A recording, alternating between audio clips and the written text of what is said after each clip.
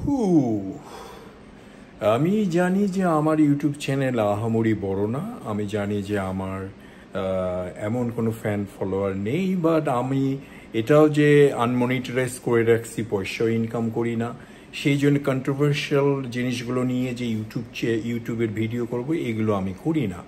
আমার মধ্যে এই জিনিসটা কাজ করে না, আমার মধ্যে কোনো ধান্দাবাজি নাই ইউটিউবের। কিন্তু আমি খুব খুব খুব পছন্দ করি ইউটিউব থেকে যারা পয়সা ইনকাম করে। বাংলাদেশের হাজার হাজার ছোট ছোট ছেলে মেয়েরা, তারপরে সারা পৃথিবী জুড়ে ইউটিউব থেকে অনেকে অনেক পয়সা ইনকাম করে। এটা সোশ্যাল নেটওয়ার্ক, আর এখনকার জামানায় এখনকার সময়, আর এটা ভালো জিনিস পয়সা ইনকাম করা, কেন না? অবশ্যই আমি যদি করতে পারতাম খুব খুশি হতাম, গর্বিত হতাম। হ্যাভিং সেড দ্যাট, তো আমি নিজেকে নিয়েই শুধু ভিডিও করি যে যেহেতু প্রফেশনালি আমি একটা এস্টাবলিশড, আমি একটা ওয়েল জায়গায় নেই, বা এই বয়সে এসেও আমার বউ একখানে, বাচ্চারা আর একখানে, সংসারের আমি ইউটিউব কেন করি, কি করছি না করছি এটা বড় কথা না। কিন্তু বাংলাদেশ নিয়ে মাথা ব্যথাটা আমার সবসময় ছিল, সবসময় আছে।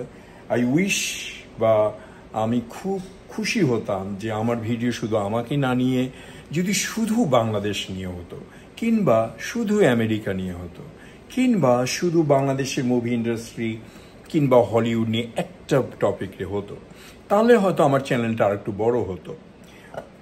কিন্তু আমার এই খিচুড়ির মধ্যে একটা জিনিস আমার অদ্ভুত লাগলো, নুসরাত ফারিয়া। নুসরাত ফারিয়া আর একটা মেয়ে আছে, আমি এই মুহূর্তে নামটা আমার মনে আসতেছে না। নতুন জেনারেশনে যারা অভিনয় করে, বিশেষ করে টিভিতে, অল্প কিছু ইউটিউবে এখানে সেখানে দেখেছি, এবং দুইজনকে নক করে আমার ভাল লাগছে।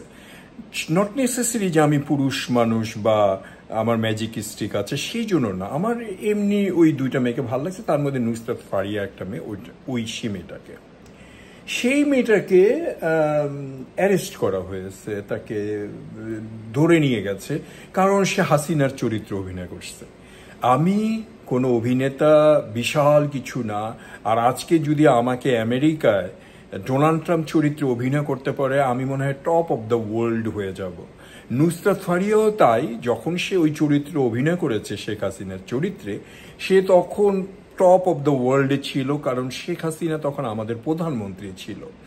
এখন শেখ হাসিনা অ্যাজ এন প্রধানমন্ত্রী পলিটিক্যালি কি কি করেছে, কি কি ভালো করেছে, কি কি খারাপ করেছে, কি কি দুষ্টামি করেছে, ওগুলোকে যদি আপনি সরায় রাখেন, নুসরাত ফারিয়া একজন আর্টিস্ট। আমার তো গালি দিতে ইচ্ছা করছে যারা ওকে অ্যারেস্ট করেছে। মানে অ্যাসোলরা কি করছে, দেশটাকে মজা মজা বানায় ফেলছে। নুসরাত ফারিয়া একজন অভিনেত্রী। আমাকে যদি আজকে চরিত্রে অভিনয় করতে বলে যে শেখ মুজিবের চরিত্রে অভিনয় করতে হবে, সেটা আমেরিকায় হোক, বাংলাদেশে হোক, আর ইন্ডিয়ায় হোক, আমি তো ত্রিং ব্রিং করে লাফাবো। সেই জন্য আমি বলবো জুয়া খেলাটা বন্ধ করে। নুসরাত ফারিয়া একজন আর্টিস্ট, একজন অভিনেত্রী, তার সাথে এইভাবে দুষ্টামি করার কোনো অধিকার বাংলাদেশের কারণে